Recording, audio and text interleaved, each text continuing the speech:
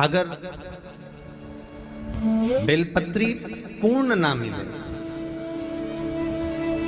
एक समय ऐसा आता है कि बेलपत्रियों को कीड़े खा जाते हैं, खंडित हो जाती है, सूख जाती है। बेलपत्री पूर्ण ना मिले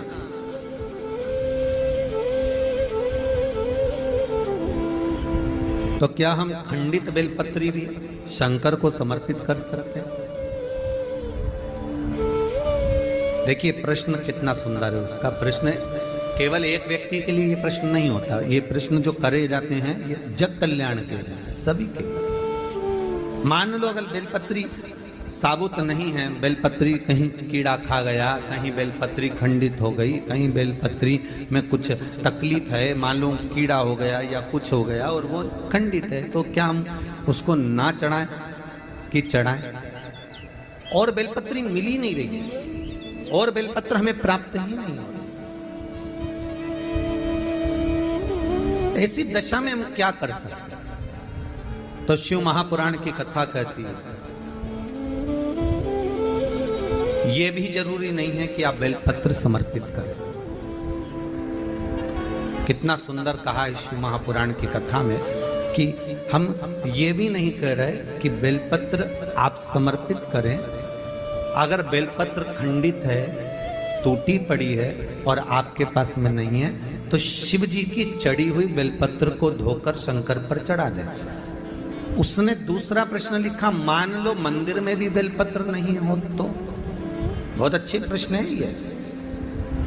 मंदिर में भी बेलपत्र ना हो तो कितना सुंदर कहा। एक भजन आप लोग गाते हो कि मन मेरा मंदिर, आंखें दिया बाती, होठों की है तालियां, रोम फूलवाती।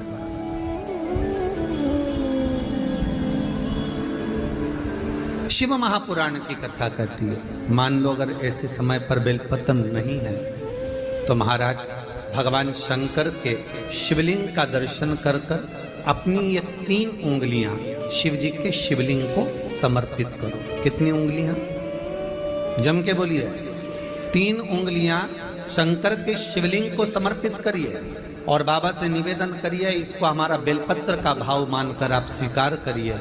ओम नमः शिवाय, श्री शिवाय नमस्तुभ्यम या मृत्युंजय का जाप करते हुए, गौरी शंकर का स्मरण करते हुए, हाथ का स्पर्श कर कर बाबा को नमन करो, प्रणाम करो।